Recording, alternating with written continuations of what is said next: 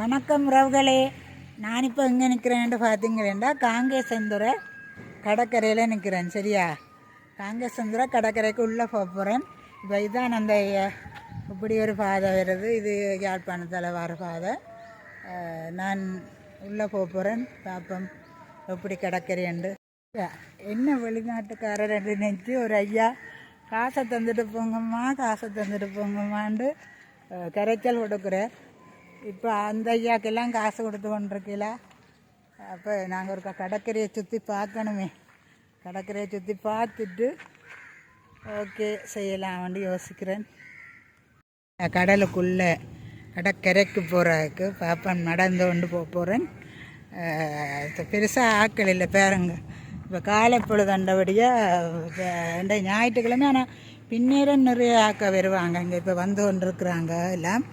ஆனால் பின்னேரத்துலாம் கூட வருவாங்க. இப்போ ஓகே இங்கே வந்து கொண்டிருக்கிறாங்க. பார்த்தீங்கன்னு காங்கேசந்துறை கடற்கரையை பார்த்துருக்கு. அதில் தாங்கியும் அவையோட இணைய போகிறேன். பார்ப்போம். எல்லாம் போடப்பட்டிருக்கு. பார்த்தீங்களா, பாருங்க கூடாரம் எல்லாம் அமைத்து இருக்கைகள் போடப்பட்டிருக்கு.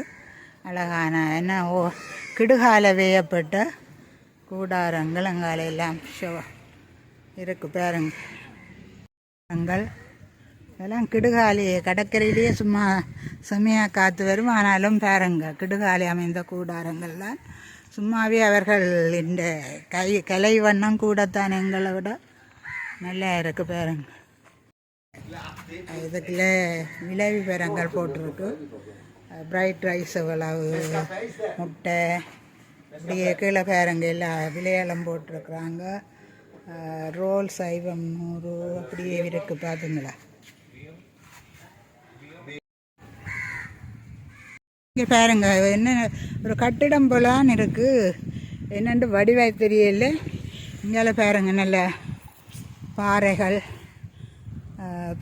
இருக்குது. அங்கால வெளிச்சக்கூடா என்னது வெளிச்சக்கூடு இப்படியே பார்த்திங்கன்னா அதில் நல்ல காட்சி அமைஞ்சிருக்கு. இங்கே பாருங்க சிலர் இங்கே பர்த்டே செய்கிறாக்காண்டி கொண்டாந்து பர்த்டே இங்கே கொண்டாட செய்கிறாங்கப்பா. நான் மிஸ் பண்ணிட்டேன். எனக்கு இப்போ நான் பிறந்தநாள் போனது வந்து இங்கேயே செலிப்ரேட் பண்ணியிருக்கலாம் போல இருக்குது. நல்லா இருக்குது. தங்கச்சி எல்லாம் நல்லா செய்து கொண்டிருக்கிறாங்க. பாருங்க தெரியுது. அதுக்கு அங்கால பயணம் செய்யக்கூடாண்டு போட்டிருக்குறாங்க போல இருக்குது. செந்துற கடற்பிறப்பு தான்.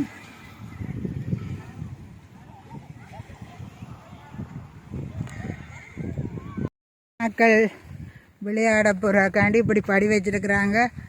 லதாங்கிக்கும் இந்த படி உதவியாக இருக்கப்பா. அல்லது ஏறுறது கஷ்டமாக இருக்கும். ஏறிக்கொண்டிருக்கிறேன்னு பாருங்க.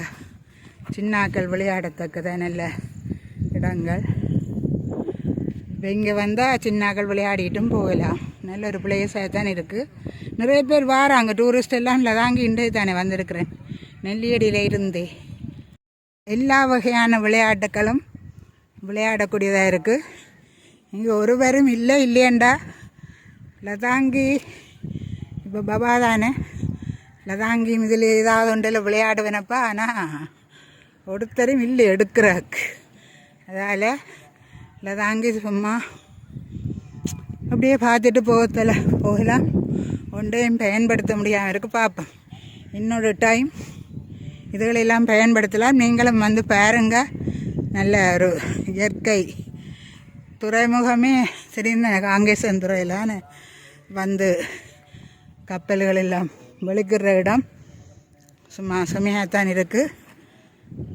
பார்ப்போம் இன்னொரு தடவை நாங்கள் இங்கே வரத்தான் வேணும். பாருங்க இதில் பிராந்திய நீச்சல் உயிர் பாதுகாப்பு பிரிவண்டு போட்டிருக்கிறாங்க.